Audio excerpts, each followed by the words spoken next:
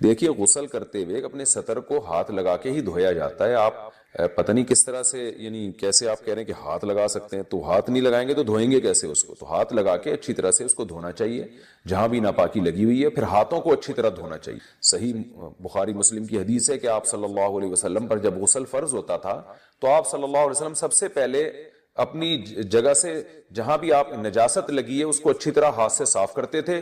اس کے بعد آپ صلی اللہ علیہ وسلم اپنے ہاتھ مبارک کو زمین پہ اچھی طرح سے رگڑ کے صاف کرتے تھے. یہ خود اس بات کی دلیل ہے کہ منی جو ہے ناپاک ہوتی ہے، کیونکہ غسل جنابت میں امی عائشہ فرماتی ہیں آپ صلی اللہ علیہ وسلم ایسا کرتے تھے. تو اس ہاتھ کو بھی جس پہ منی لگی ہوتی تھی اس کو بھی پھر آپ صلی اللہ علیہ وسلم زمین پہ اچھی طرح رگڑتے تھے تاکہ وہ بھی رگڑنے سے چیزیں پاک ہو جاتی ہیں. تو یہ نبی صلی اللہ علیہ وسلم کا طریقہ ہے کہ آپ جب واش روم میں جائیں تو آپ پہلے جہاں جہاں جسم پہ گندگی لگی ہے اس کو اچھی طرح سے دھوئیں. اس کے بعد ہاتھوں کو آپ اچھی طرح سے، آج کل زمین پہ مٹی نہیں ہوتی تو صابن ہے، صابن سے اچھی طرح سے آپ ہاتھ دھو لیں تو انشاءاللہ وہ پاک ہو جائیں گے. اور صابن نہیں ہے تو پانی سے اچھی طرح رگڑ لیں تو بھی ہو جائیں گے. یہ وہمیوں کے لیے میں نے بتا دیا، ورنہ وہمی جو ہے وہ صابن کے انتظار میں بیٹھا رہے گا، دوپہر کو نکلے گا وہ واش روم سے صبح کے گیا ہوا، وہ کہے گا مفتی صاحب نے کہا تھا صابن. تو صابن میں نے ویسی مثال دے دی، اس سے آسان ہو جاتا ہے، جرمز مر جاتے ہیں. لیکن اگر آپ پانی سے بھی اچھی طرح ہاتھ رگڑ لیں گے تو انشاءاللہ پاک ہو جائیں گے.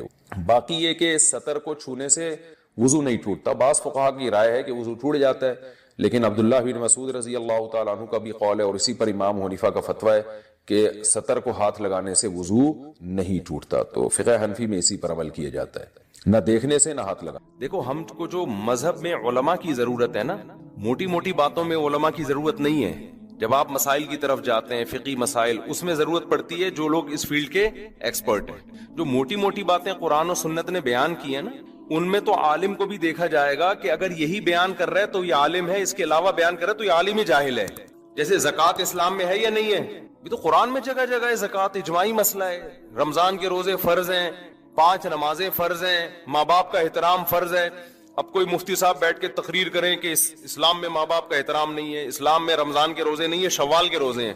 اب آپ اس مفتی سے، کوئی جاہل گنوار دیہاتی اٹھ کے تقریر کرے یہ مفتی غلط کہہ رہا ہے، لوگ اس جاہل سے کہیں کہ مفتی وہ ہے یا تو ہے؟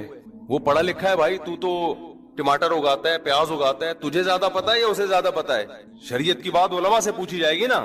تو اس موقع پر یہ بات درست نہیں ہے بھائی. شریعت کی بات علماء سے پوچھی جائے گی، لیکن جو بالکل 2 اور 2 4 کی طرح اجماعی مسئلے ہیں ان میں تو عالم کو بھی پرکھا جائے گا کہ یہ اس کے مطابق بیان کر رہا ہے تو ٹھیک ہے، اس سے ہٹ کے بیان کر رہا ہے تو یہ عالم ہی ٹھیک نہیں ہے. تو وہ گوار دیہاتی کہہ سکتا ہے کہ بھائی شریعت کی بات علماء سے پوچھی جائے گی. نماز پڑھنی کیسے علماء بتائیں گے، سجدہ صاحب کب واجب ہوتا ہے علماء بتائیں گے، رمضان کا روزہ کن کن چیزوں سے ٹوٹتا ہے علماء بتائیں گے. رمضان کا روزہ ہی غائب کر دیا تو یہ عالم نہیں ہے، جاہل ہے. یہ تو اجماعی مسئلہ ہے. تو خوب سمجھ لو، میڈیکل سائنس کے کچھ مسئلے اجماعی ہیں. میڈیکل سائنس سے مراد ہے انسانی صحت، اس کے کچھ مسئلے کیا ہیں؟ اجماعی ہیں. ان میں اگر کوئی میڈیکل رپورٹ آپ کے سامنے اس کے خلاف آتی ہے تو رپورٹ کو بکری کو کھلا دیا کرو آپ جا کے. سمجھ رہے ہو؟ وہ اجماعی کیا ہے کہ نیچر کی بغاوت کبھی بھی صحت کے لیے مفید نہیں ہو سکتی. یہ جو لڑکے ہاتھ سے خواہشات پوری کرتے ہیں یہ نیچرل نہیں ہے، یہ نیچرل نہیں ہے. یہ ڈاکٹر تو کہے گا باڈی کو کوئی نقصان نہیں ہے. دیکھو جو لڑکوں سے بدفعلی کرتے ہیں باڈی کو ان کے کوئی نقصان ہوتا ہے؟ مینٹلی بیڑا غرق ہو جاتا ہے ان کا. اتنا بیڑا غرق ہوتا ہے کہ لوط علیہ السلام کہہ رہے ہیں کہ تم عورتوں سے شادی کرو، وہ کہہ رہے ہیں ہمیں عورت سے نکاح میں کوئی رغبت نہیں ہے. وہ جو ہارمونز باڈی میں جو انسان میں خواہشات کو بھڑکاتے ہیں، ان ہارمونز کی ایسی کی تیسی ہو گئی تھی کہ نہیں ہو گئی تھی لوط علیہ السلام کی قوم کی؟ ابے کیا ہو رہا ہے، کیوں سمجھ میں نہیں آ رہا؟ تو اللہ نے آپ کے اندر ایک خواہش عورت کے لیے رکھی ہے، وہ ہاتھ سے پوری کر رہے ہو اور آپ کہہ رہے ہو کوئی نقصان نہیں ہوگا. تو کیوں نہیں ہوگا نقصان بھائی؟ جو کام جس کام کے لیے خدا نے پیدا کیا ہے، رکھا ہے، وہ آپ اس کے علاوہ اپنی پوری کر رہے ہو. یہ ڈاکٹر بیڑا غرق کر دیں گے آپ کا. میں کبھی بھی ڈاکٹروں کی فیلڈ میں ٹانگ نہیں اڑاتا، لیکن اگر ڈاکٹر ایسی باتیں کرنا شروع کر دے نوجوانوں کو برباد کر کے، اخلاقی برائیوں میں بھی اور جسمانی خرابیوں میں بھی، تو ہمارا فرض بنتا ہے کہ اللہ نے تھوڑی بہت کھوپڑی ہمیں بھی عطا فرمائی ہے، اس کھوپڑی کو استعمال کرنا چاہیے. چیز نیچرل نہیں ہے، وقتی فائدہ ہو سکتا ہے. میں مانتا ہوں وہ نقصان نہیں ہوتے جو حکیم لوگ بتا رہے ہیں کہ پتہ نہیں یہ ہو جائے گا تو یہ، وہ بھی ڈرا ایسی چیزیں بتا رہے ہوتے ہیں جو غلط ہیں. لیکن میرے بھائی وہ فائدے بھی نہیں ہوں گے جو ڈاکٹر بتا رہے ہیں. ایک ڈاکٹر صاحب نے یہاں تک کہہ دیا کہ جو فحش فلمیں دیکھ کے یہ کام کرتے ہیں ان کو تو نقصان ہوتا ہے، جو نیچرل کرتے ہیں نا وہ ان کو نہیں ہوتا. डॉक्टर साहब से कोई पूछे कि जो फोहश फिल्म देखे बगैर कर रहा है ना, वो फोहश फिल्म अपनी खोपड़ी में चला रहा होता है पूरी, नहीं यही बात समझ में? क्योंकि अल्लाह ने मर्द में जो जज्बा रखा है ना, वो औरत को देख के ही ये सेक्स उभरता है। तो ये कैसे मुमकिन है कि अपने हाथ से ख्वाहिश पूरी करे और औरत का तस्वुर दिमाग में न लेकर आए? और फिर वो जो दिमाग में औरत का तस्वुर लाता है वो अपनी मर्जी की औरत होती है, बहुत ही कोई खूबसूरत हसीना लेकर आएगा दिमाग में, और जो हकीकत में उसको मिलने वाली है ऐन मुमकिन है वो उस जैसी हसीना ना हो। तो जब अपने आप को एक चीज पे सेट कर लिया तो जिस पे होना चाहिए था उस पे सेट होगा फिर ये। अबे मुझे एक बात बताओ, तुम्हारी क्या हो गया यार, मैं समझ में नहीं आ रहा। तुम मुझे एक बात बताओ, जो आदमी लैंड क्रूजर में घूमने का आदी हो गया हो, उसको गधे पे सवारी में मजा आएगा? डॉक्टर तो रिपोर्ट पेश करेगा लैंड क्रूजर में घूमने से भी कोई ब्लड में कोई कमी नहीं हुई, जितने सेल सारी विटामिन सारे सब फिट फाट चल रहे हैं। अब गधे पे बिठाया तो भी बिल्कुल वैसे। अब भाई इसको आदत पड़ गई है लैंड क्रूजर में सफर करने की, अब आप इसको पुराने जमाने में गधा गाड़ी पे बिठा रहे हो, इसकी कमर की ऐसी की तैसी हो जाएगी, इसका बेड़ा गर्क हो जाएगा और ये डिप्रेशन में चला जाएगा। तो जो लोग हाथ से अपनी ख्वाहिशात पूरी करते हैं, शादी के बाद जो उनकी लाइफ है वो लाजमी डिस्टर्ब होती है। कुछ लोग कहते हैं हमें कुछ नहीं होता, असल में आपको पता ही नहीं है कि अगर ये नहीं करते तो फिर क्या होता आपको। समझ में आ रही है ना बात? एक आदमी अंधों में पैदा हुआ तो वो तो कह रहा है ये नजर वजर क्या होता है, भाई कुछ भी नहीं होता, मैं तो नॉर्मल लाइफ गुजार रहा हूं। उसे कुछ दिन के लिए आंखें दे दो तो पता चलेगा आंखों के साथ लाइफ क्या होती है और विदाउट आईज लाइफ क्या होती है। तो जिन्होंने नहीं किया उनकी शादी के बाद की जिंदगी और जो करते करते आदी हो चुके हैं उनकी शादी की लाइफ की जिंदगी में क्या होता है फर्क। अब इसने कंपेयर ही नहीं किया होता ना, इसको वो हयात मिली नहीं होती, वो लाइफ मिली नहीं होती, तो कैसे कंपेयर करेगा ये? तो वक्ती फायदे तो हो जाते हैं, वक्ती तो सुट्टा लगाने में भी होते हैं भाई, रिलैक्स हो जाता है। तो डॉक्टर यही कह रहा होता है कि डिप्रेशन में जा रहे हैं तो ये काम कर लो तो जरा रिलैक्स हो जाओगे। वक्ती तौर पर सब कुछ होता है, फायदा होता है, लेकिन इसके दूरस नताइज वो नुकसानदेह साबित होते हैं। ये रिलैक्स ऐसे ही है कि आप अगर बर्दाश्त कर लेना अपनी ख्वाहिश को, वक्ती नुकसान होगा, लेकिन आहिस्ता आहिस्ता बर्दाश्त करने की आदत पड़ जाएगी और फिर ये ठरक पैदा ही नहीं होगी। लेकिन जिसने अपने आप को इस तरह एक दफा किया तो फिर एक दफा नहीं होगा, फिर 2 दफा होगा, फिर 3 दफा होगा, फिर बार बार ये ठरक खत्म होने के बजाय और ज्यादा बढ़ती रहेगी। ये नशे की तरह है, ये बिल्कुल ऐसे ही है जैसे कोई टेंशन में था, आपने उसको थोड़ी शराब पिला दी कि यार थोड़ा रिलैक्स हो जाएगा, तो वो रिलैक्स थोड़ी होगा, अब दोबारा टेंशन में आएगा और जल्दी आएगा टेंशन में। पहले तो टाइम के बाद आ रहा था, अब जल्दी आएगा टेंशन में। अब फिर 1 घूंट पिया 2 घूंट पिएगा, फिर 1 बोतल पे आएगा, फिर 2 बोतल पे आएगा, फिर वो बन जाएगा शराबी। तो इसलिए जो अल्लाह रसूल ने कहा है ना वो गलत नहीं हो सकता। अल्लाह मियां ने हमारे लिए एक ही ऑप्शन रखा है भाई, निकाह करो। और तुम्हारे लिए अल्लाह ने किसको पैदा किया? बीवी को पैदा किया बस।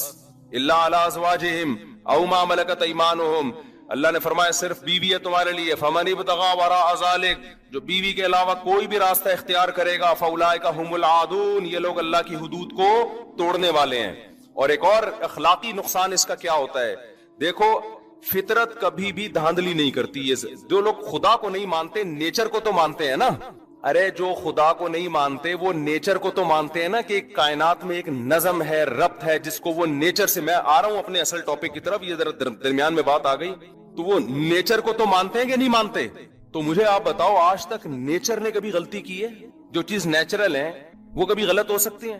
बालिग होते ही अल्लाह आपके अंदर बेपनाह शहवत रख देता है। क्यों? फितरत ये चाहती है कि अब मर्द और औरत का मिलाप होना चाहिए, आप ना चाहते हुए भी शादी करो, आप कुदरत ये चाह रही है। और आप चाहो ना चाहो आपके औलाद पैदा हो जाए, क्योंकि कुदरत क्या चाह रही है? जमीन को इंसानों से भरना चाह रही है।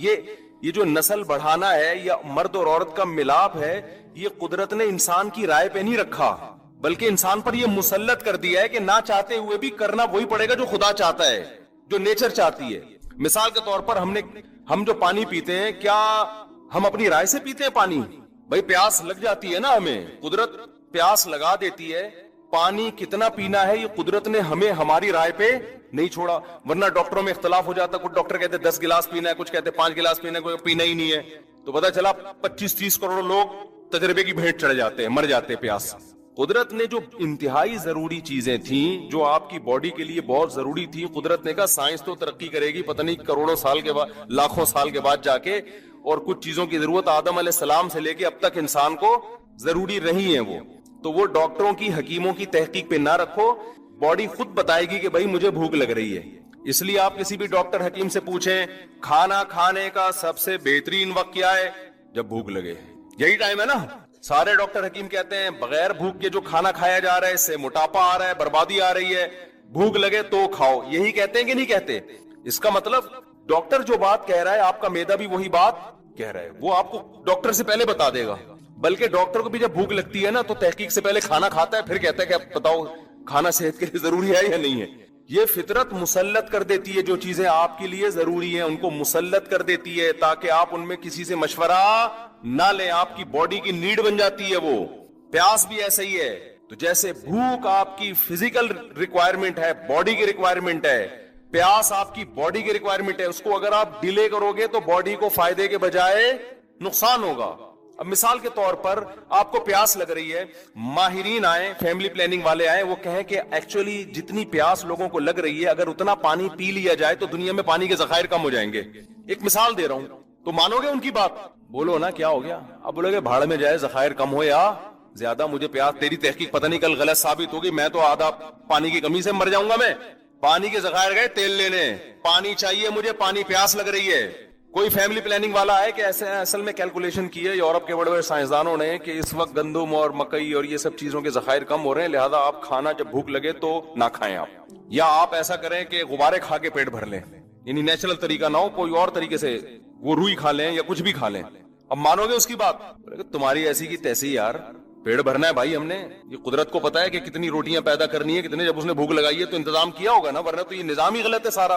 تو یاد رکھو جیسے بھوک لگنا باڈی کی ریکوائرمنٹ ہے, پیاس لگنا باڈی کی, تو ایسے ہی جو جسم میں سیکس کی ایک خواہش پیدا ہوتی ہے یہ بھی آپ کی باڈی کی ریکوائرمنٹ ہے. یہ ہندو کو بھی ہوگی, مسلم کو بھی ہوگی, عیسائی کو بھی ہوگی, حضرت جی کو بھی ہوگی, مفتی صاحب کو بھی ہوگی, ایک چور کو بھی ہوگی.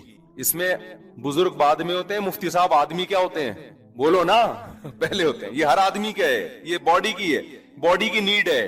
تو جب خدا نے آپ بھوک لگائی تو روٹی کا انتظام کیا اس نے نا, بارشیں برسا کے, نباتات پیدا کر کے.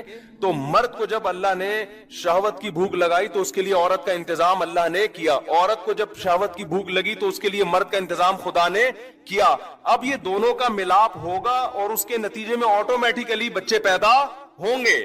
ان میں کسی بھی پروسیس کو آپ نے روکنے کی کوشش کی تو فیملی پلاننگ والے تو خوش ہو جائیں گے, انسانیت کا بھی بیڑا غرق ہوگا اور خدا بھی ناراض ہوگا. سمجھ میں نہیں آ رہی میرا خیال ہے بات, کیونکہ اس کا مطلب ہے خدا کا نظام ہی غلط ہے. پھر اب جو ہاتھ سے اپنی خواہش پوری کرتے ہیں وہ خدا کو, اس نظام کو کیا کر دیتے ہیں؟ خلل پیدا. خدا نے خواہش رکھی تھی تاکہ تم نہ چاہتے ہوئے, اب دیکھو جو آدمی سائنسدان ہے, پڑھائی والا ٹائم نہیں ہے اس کے پاس, ایکچولی ملک میں ترقی اور یہ وہ, بھوک لگ رہی ہے کھا نہیں رہا, نتیجہ کیا نکلے گا؟ وہ مجبور ہو کے کھائے گا, یار کھا کے پیٹ بھرو تاکہ میں پڑھائی میں زیادہ توجہ لگاؤں, یہی کرے گا نا وہ. اگر اس کی رائے پہ رکھ دیتے تو وہ کہتا کہ 6 مہینے بعد اکٹھی ایک ٹیکا لگا دوں گا تاکہ میری جو کمی ہوئی ہے نا پوری ہو جائے. یہی کرے گا نا وہ, کھائے گا وہ کہے گا نہیں یار یہ کھانا ضروری ہے, کیوں بھائی؟ تاکہ میرا دماغ ادھر لگے پڑھائی میں, یہ خواہش میری پوری ہو. بالکل اسی طرح جب انسان بالغ ہوتا ہے, عورت بالغ ہوتی ہے, تو اس میں اللہ نے یہ ڈیزائرز پیدا کر دی ہیں. اب ان ڈیزائرز کا طریقہ یہ ہے کہ جو فطری نیچرل طریقہ اللہ نے جانوروں میں رکھا ہے وہ انسانوں میں رکھا ہے کہ نر اور مادہ کا ملاپ ہو. یہ ملاپ آپ کے نہ چاہتے ہوئے بھی کیا ہوگا؟ یہ کرنا پڑے گا آپ کو, تاکہ آپ کا دماغ کیا ہو, اسٹریس آپ کی, بولو نا, ختم ہو, اور پھر نتیجے میں اولاد آپ کے ہوگی. کیونکہ قدرت اس کے ذریعے کچھ اور کام لے رہی ہے. وہ کیا ہے کہ قدرت نسل بڑھانا چاہتی ہے, اس لیے کہ آپ نے مرنا ہے آگے چل کے, نئی نسل نے آنا ہے. اگر آپ ہی ہمیشہ رہتے نا اس دنیا میں, آج جب آبادی کی بات ہوتی ہے نا تو یہ ایسے شو کیے جاتے ہیں جیسے یہ آبادی ہمیشہ رہے گی. بھائی یہ تو سارے مر جائیں گے کل جا کے, بڈھے اور آہستہ آہستہ سب بڑھاپے کی طرف جا رہے ہیں, تو نئی نسل آئے گی. تو یہ سب چیزیں قدرت نے آپ کے اختیار میں نہیں رکھی. اگر آپ اس میں دخل اندازی کرو گے تو آپ کی سوسائٹی کو بھی نقصان ہوگا, کیونکہ قدرت مرد اور عورت کے ملاپ سے کچھ حکمتیں حاصل کرنا چاہتی ہے. تو وہ اللہ نے مرد اور عورت پہ نہیں رکھا ہے, وہ ایسا مسلط کر دیا ہے کہ نہ چاہتے ہوئے بھی ہوگا.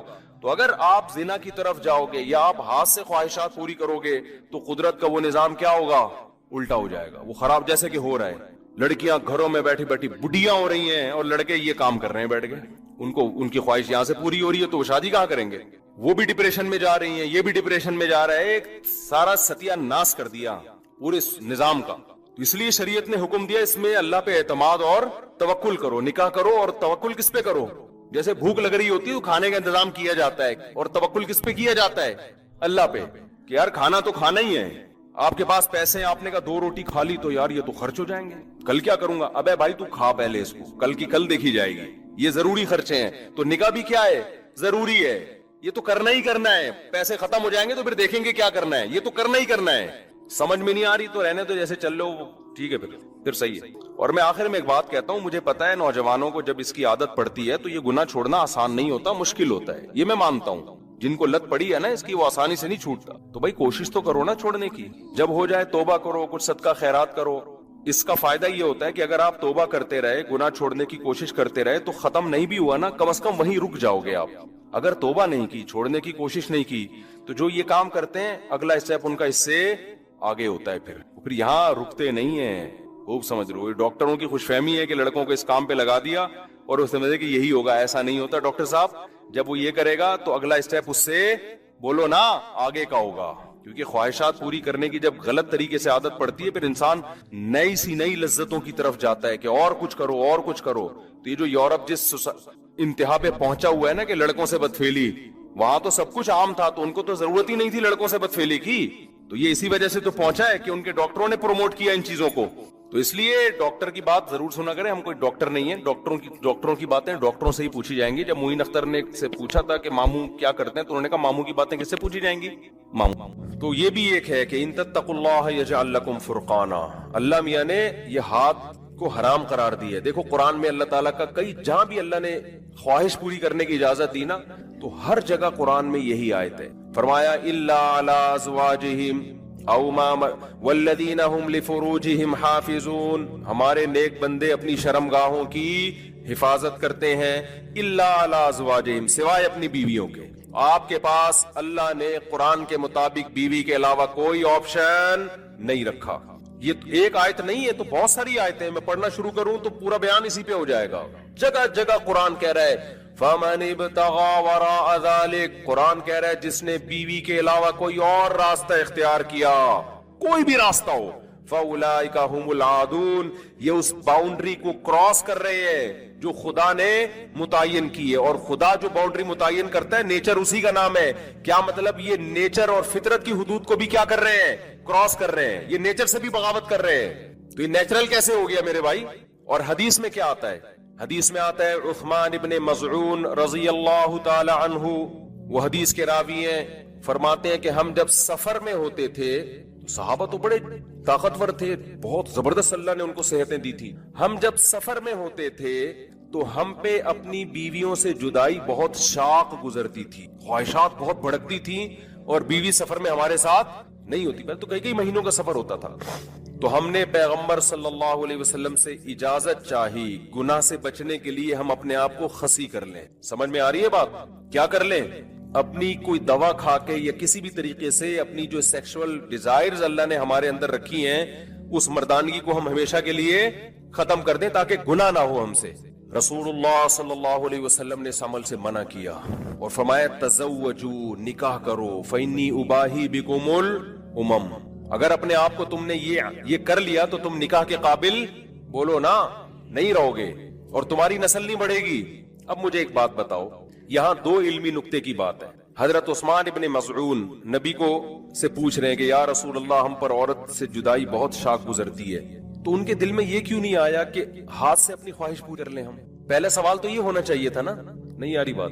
بھائی یہ بھی تو سوال کا حصہ بن سکتا تھا نا کہ یا رسول اللہ اگر ہم ایسے کر لیں، ٹھیک ہے آپ خسی ہونے کی اجازت نہیں دیتے لیکن ہم ایسے کر لیں.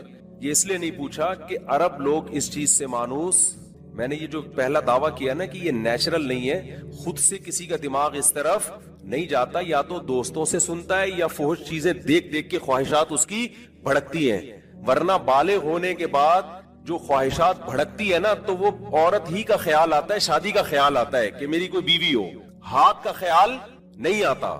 میرے علم میں کوئی ایک صحیح حدیث بھی نہیں ہے جس میں صحابہ سے یہ سوال منقول ہو کہ انہوں نے نبی سے جا کے باقاعدہ ہاتھ سے اپنی خواہش پوری کرنے کے بارے میں سوال کیا ہو نبی کی زندگی میں. اس سے پتہ چلتا ہے کہ عرب لوگ اس سے مانوس نہیں تھے. وہ جانتے ہی نہیں تھے. کیوں؟ بر وقت شادیاں ہوتی تھی ان کی، وہ جانتے ہی نہیں تھے کہ یہ کیا عمل ہے بھائی. اور جس کی دیر سے بھی ہو رہی ہے وہ بھی نہیں کر رہا ہوتا تھا. بعد میں تو ٹھیک ہے جب اجمیوں سے اختلاط ہوا تو ایسی روایات ہمیں ملتی ہیں. جب اسلام دنیا میں پھیلا عجم بھی بہت سارے داخل ہوئے تو بہت کچھ لے کر آئے وہ اپنے ساتھ. حضرت عثمان بن مظعون سوال بھی نہیں پوچھ رہے. سوال نہ پوچھنا اس کی علامت ہے کہ ان کا دماغ اس طرف گیا ہی نہیں. دماغ ہی نہیں گیا تو وہ گویا انہوں نے سمجھے کہ تو کوئی پوچھنے کی چیز ہی نہیں ہے. تو یعنی ان کی بھی خواہش یہ نہیں تھی کہ ہم ہاتھ سے اپنی خواہش پوری کر لیں. دماغ ہی نہیں جا رہا ان کا اس طرف. ایک تو یہ پتہ چلتا ہے. دوسری بات, عثمان ابن مظعون رضی اللہ تعالی عنہ کو زنا کا خطرہ, کیونکہ سفر میں ہے اور اتنا شدید خطرہ کہ وہ اس پر آمادہ ہو گئے ہیں کہ میں اپنے آپ کو نامرد بنا لوں. کیونکہ صحابہ تو گناہ سے ڈرتے تھے نا, کیا کر لوں اپنے آپ کو. بتاؤ کسی مرد کے لیے نامرد بن جانا یہ کتنی بڑی آزمائش ہے, کتنا بڑا عذاب ہے ایک طرح کا. لیکن وہ چاہ رہے ہیں کہ اس زنا سے تو بچ جاؤں گا نا میں, کسی طریقے سے برائی سے تو بچ جاؤں گا, کیونکہ ہم سے نہیں بیوی کی جدائی برداشت ہو رہی. اس سے دوسرا نقطہ کیا پتہ چلتا ہے, زنا کتنی بری چیز ہے. اور لوگ سفر میں جاتے ہیں, کہہ رہے ہیں یار ہم تو مجبور ہیں, بیگم نہیں ہے تو کیا کریں یار. او بھائی یہ ایسی چیز ہے زنا کہ یہ کسی صورت میں آپ کے لیے حلال نہیں ہے, آپشن ہی نہیں رکھا اللہ نے اس کے لیے. ورنہ صحابی وہ طاقت میں بھی ہم سے کئی گنا زیادہ تھے اور یہاں تک تیار ہو گئے تھے کہ آپریشن کر کے یا کوئی دوا کھا کے اپنے آپ کو نامرد بنا دیں. لیکن تیسری نقطے کی بات یہ, یعنی دوسری بات کیا ہوئی کہ زنا کتنا برا عمل ہے. زنا کی طرف نہیں جا رہے کہ یا رسول اللہ ایسی شدید مجبوری میں ہمیں زنا کی اجازت دے دی جائے, بعد میں ہم توبہ کر لیں گے. نہ متا کی اجازت دی اور نہ زنا کی. متا کہتے ہیں ٹیمپریری شادی, اس کی بھی نہیں, وہ بھی اسلام میں حرام ہے. متا سمجھتے ہیں نا 2 گھنٹے کا نکاح, 4 گھنٹے کا نکاح, ایک ہفتے کا نکاح. اس میں اور زنا میں اسلام میں کوئی فرق نہیں ہے. عدالتی خلا نے نا آج نکاح کو متعی بنا دیا ہے, سمجھ رہے ہو. متا میں دونوں کے پاس یہ رائٹ ہوتا ہے, دونوں کا ایک ایگریمنٹ ہوا ہے اتنے عرصے تک رہیں گے, نکاح کیا ہو جائے گا, ختم. اور عدالتی خلا میں جب عورت کے پاس بھی طلاق کا اختیار ہے, مرد کے پاس بھی, تو ٹھیک ہے متا کی یہ صورت تو نہیں ہے کہ آٹومیٹیکلی نکاح ختم ہو جائے گا. لیکن جب دونوں کے پاس نکاح ختم کرنے کا ہر وقت حق ہے تو بوائے فرینڈ اور گرل فرینڈ میں اور میاں بیوی میں کوئی فرق رہا؟ وہاں بھی یہی ہوتا ہے کہ دونوں کے پاس ہر وقت حق ہے, جب چاہے بریک اپ کر لو. بھائی نہیں یاری بات, تنہائی میں بیٹھ کے غور کرنا, کھوپڑی میں آ جائے گی انشاءاللہ. تو جو عدالتوں نے عورتوں کو مکمل ڈیورس کا حق دے دیا نا, جب چاہے کوئی عورت, گرل فرینڈ بھی تو یہی کرتی ہے, جب چاہے جا کے کیا لے لے, وہ کہہ رہی میں نہیں آ رہی, صرف اتنا رکھ دیا کہ تو آپ کورٹ میں چلی جاؤ اور یہ بغیر کورٹ کے, اور کورٹ فوراً اس کو خلا پکڑا دیتی ہے, کوئی فرق نہیں رہا. تو دوسرا پوائنٹ پتہ چل گیا زنا کتنا برا عمل. تیسرا پوائنٹ کہ متا بھی حرام ہے, اسی حدیث سے پتہ چلتا ہے. ابتدائی اسلام میں اجازت تھی, اور اجازت کا مطلب یہ نہیں کہ اسلام نے اجازت پراپر دی تھی, بلکہ زمانے جاہلیت میں متا ہوتا تھا تو ابتدا میں اسلام نے اس کو حرام قرار نہیں دیا, بعد میں حرام قرار دیا. اس کی مثال ایسے ہے جیسے ہم کہتے ہیں نا شراب اسلام میں شروع میں حلال تھی, تو ایک دم دماغ جاتا ہے یار اتنی گندی چیز اسلام میں کیسے حلال ہو سکتی ہے. بھائی اصل بات یہ زمانے جاہلیت سے لوگ پیتے ہوئے آ رہے تھے, تو اسلام نے آہستہ آہستہ احکام تک دیے. تو شروع میں پینے دی, بعد میں کیا کر دی, حرام کر دی. یہ مطلب نہیں کہ اسلام باقاعدہ حلال کہہ کے پروموٹ کیا اس کو. تو متا بھی شروع میں زمانے جاہلیت میں ہوتا تھا, ٹیمپریری شادیاں ہوتی تھی, تو شروع میں پابندی نہیں لگی, بعد میں اسلام نے کیا کر دیا, پابندی لگا دی اس کو کہ یہ گندا عمل اسلام میں اس کی اجازت نہیں ہو سکتی. حضرت عمر نے تو اتنی سختی کی, انہوں نے جب متا کر کے آئے گا زنا کی سزا جاری کروں گا اس کے اوپر میں. تو اس عثمان ابن مسعود رضی اللہ عنہ والی حدیث سے ہمیں تیسری بات پتہ چلی, متا بھی کیا اسلام میں حرام ہے. ورنہ وہ کہتے ہیں ہم ٹیمپریری شادی کر لیتے ہیں, 2 گھنٹے کی, 4 گھنٹے کی, 1 ہفتے کی. دوبارہ وہ نمبر ریپیٹ کر دیتا ہوں. پہلا کہ یہ نیچرل نہیں ہے, اس حدیث سے پتہ چلتا ہے. نیچرل ہوتا تو حضرت عثمان ابن مظعون کی توجہ پہلے کہاں جاتی, ہاتھ سے خواہش پوری کرنے کی طرف. وہ نبی سے سوال پوچھتے, سوال نہ پوچھنا اس کی علامت ہے, وہ جانتے ہی نہیں تھے کہ یہ کیا ہوتا ہے. یہ سے پتہ چلتا ہے ہمارے کلچر میں جو یہ چیز پھیل گئی ہے, یہ ایک دوسرے سے سن کے فحش چیزیں دیکھ کے پھیلی ہے. دوسری بات, دوسرا نقطہ پتہ چلتا ہے زنا کتنا گندا غلیظ عمل ہے کہ صحابی رسول اپنے آپ کو نامرد بنانے کے لیے تیار ہیں, کیونکہ وہ کہہ رہے ہیں ہم پر عورت کی سے علیحدگی بہت مشکل ہو رہی ہے, پھر بھی وہ زنا کی طرف نہیں جا رہے. تیسری بات پتہ چلتی ہے کہ متا بھی اسلام میں کیا ہے, حرام ہے. چوتھی بات پتہ چلتی ہے کہ مزنی بھی حرام ہے اسلام میں, کیونکہ رسول اللہ صلی اللہ علیہ وسلم نے ان کو اس موقع پر بھی گنجائش نہیں دی کہ تم چونکہ بیویوں سے دور ہو, بہت تم پر عورت سے علیحدگی بہت شاق گزر رہی ہے, تو جب جذبات سے مغلوب ہو جایا کرو, معاذ اللہ نقل کفر, تو ہاتھ سے اپنی خواہش پوری کر لیا کرو. یہاں رسول اللہ صلی اللہ علیہ وسلم نے کوئی تذکرہ نہیں کیا اس, بلکہ تذکرہ کیا ملتا ہے, آپ صلی اللہ علیہ وسلم نے فرمایا یا معاشر الشباب من استطاع منکم الباءۃ فلیتزوج, بخاری مسلم کی. دیکھو میں جب میں حدیثیں پیش کرتا ہوں نا, ریفرنس اکثر نہیں دے رہا ہوتا, اس لیے کہ میں نے یہ التزام کیا ہے میں جب بھی بیان میں کوئی حدیث پیش کروں گا وہ صحیح ہی ہوگی, وہ ضعیف حدیث نہیں ہوگی. اگر میرے بیان میں کوئی حدیث ضعیف نکلے مجھے بتائیں, میں فوراً رجوع کا اعلان کروں گا, لیکن میں اس کا التزام کرتا ہوں, میں کمزور روایتیں بیان میں پیش نہیں, میرا مزاج ہی شروع سے یہ نہیں ہے. پھر بھی انسان سے خطا ہو سکتی ہے, تو خطا ہو مجھے بتائیں, میں انشاءاللہ اس سے فوراً رجوع کا اعلان کروں گا. لیکن اب تک کی رپورٹ کے مطابق ایسا ہوا نہیں ہے. کہیں ضعیف حدیث پیش کی ہے تو میں نے اس پہ بتایا کہ یہ حدیث سند کے لحاظ سے کمزور ہے, میں اس میں فوراً یہ بتا دیتا ہوں. تو ایسی شدید مجبوری میں جب آپ کے جذبات بہت بھڑک رہے ہوں اور آپ کے پاس بیوی بھی نہ ہو تو ہم کیا کریں؟ کیا ہینڈ پریکٹس کی طرف جائیں؟ نبی صلی اللہ علیہ وسلم نے فرمایا یا معاشر الشباب, اے نوجوانوں, کیونکہ مسئلہ کس کے ساتھ زیادہ ہے, اور نوجوان کہتے ہیں 15 سے لے کے 30 سال کی عمر کے آدمی. شباب, حافظ ابن حجر رحمہ اللہ, علامہ نووی رحمہ اللہ نے شباب کا جو عمر بیان کی ہے وہ کب سے 15 سے لے کے 30, اور اسی عمر میں زیادہ جذبات ہوتے ہیں اور یہ پڑھائی میں لگا رہے ہیں. ایکچولی کر کے بیڑا ہی غرق کر دیا اس کا. ایکچولی کی ایسی کی تیسی. یار میں کہہ رہا ہوں یہ ایکچولی کا لفظ اپنی ڈکشنری سے نکال دو. پڑھو, کس نے منع کیا ہے؟ تو یہ شادی کر کے پڑھ لو نا یار. انگریز پڑھتا ہے شادی نہیں کرتا, اس کو پتا ہے ان کے ہاں شادی بہت بڑی ٹینشن ہے, طلاقوں کے بعد آدھی جائیداد ہے, اور وہ پھر گرل فرینڈ کے ذریعے خواہش پوری کرتا ہے اپنی, تبھی پڑھائی کر لیتا ہے وہ. اس سے نقصان, اخلاقی نقصانات تو ہو گئے نا, خاندان نظام تباہ برباد ہو گیا, ایسی کی تیسی ہو گئی سوسائٹی کی. وہ بار بار کہتا ہوں نا کتے پال رہے ہیں وہ جا کے. لیکن اتنا نیک وہ بھی نہیں ہے کہ پڑھائی کو فوکس کرے, 15 سال تک کسی عورت کو ہاتھ نہ لگائے. وہ بھی کہے گا اس سے پڑھائی کا بیڑا غرق ہوگا. جب آپ کے ڈیزائر اتنی پیدا ہوں گی تو آپ پڑھو گے کیسے؟ تو بھائی دونوں کام ساتھ ساتھ چلاؤ, نکاح بھی کرو اور پڑھائی بھی کرو. 4 شادیاں کر کے خدا کی قسم آدمی پڑھ بھی سکتا ہے. میں جو آج دین کے اتنے اللہ مجھ سے ٹوٹے پھوٹے کام لے رہا ہے, تو میرے تو بچے بھی ہیں بھائی, گھر بھی ہیں میرے, آباد ہیں اللہ کا فضل سے. تو ہم کیسے کر رہے ہیں اتنے سارے کام؟ یہ چیزیں معاون مددگار بنتی ہیں, یہ رکاوٹ نہیں بنتی. رکاوٹ بنتا ہے چھڑا چھاٹ ہونا. ہر وقت اس کے دماغ میں جو ہے نا ٹھڑک بڑھتی رہے گی, جس سے صحت بھی نقصان ہوگی, ڈپریشن میں بھی جائے گا. ہاتھ سے خواہش پوری کرے گا, اگلے دن مزید خواہش پیدا ہوگی, پھر وہ ہاتھ سے خواہش میں جو تصوراتی دنیا میں جو حسینائیں اور جو حوریں لے کر آئے گا پھر وہ پریکٹیکل لائف میں ان کو حاصل کرنے کی کوشش بھی کرے گا. اس کے لیے وہ زنا کی طرف جائے گا. 20 قسم کے درجنوں نفسیاتی مسائل ہیں اس میں.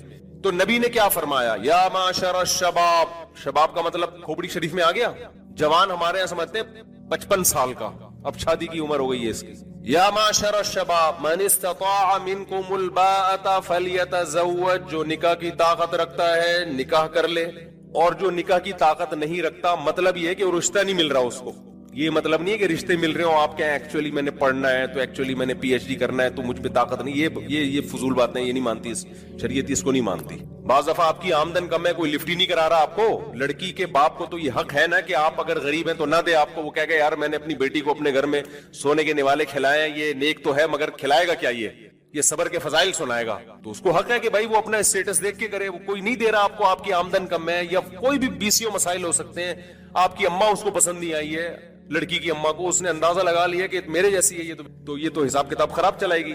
BCO مسئلہ ہو سکتے ہیں. تو آپ اب جھک مارتے پھرنے, کو رشتہ ہی نہیں, لفٹ ہی نہیں کرا رہا, پھر خواہشات بھڑک رہی ہیں. تو ہمارے پیغمبر صلی اللہ علیہ وسلم نے ہمیں اس طرف جانے کی اجازت نہیں دی جس طرف بعض ڈاکٹر, سب ڈاکٹر کی بات نہیں کر رہا, بعض ڈاکٹر جس طرف لے کے جا رہے ہیں. تو نبی صلی اللہ علیہ وسلم نے فرمایا کہ جس میں استطاعت نہیں ہے نکاح کرنے کی وہ کیا کرے. نفسیاتی ڈاکٹر کہہ دے گا وہ ہاتھ سے خواہش پوری کرے, اور پھر اس کو بنا دیں گے کیا, وہ بنا دیں گے وہ بیچارہ, پھر اس کی جو ہوتا ہے اس کے ساتھ وہی جانتا ہے جو جس کے ساتھ ہوتا ہے.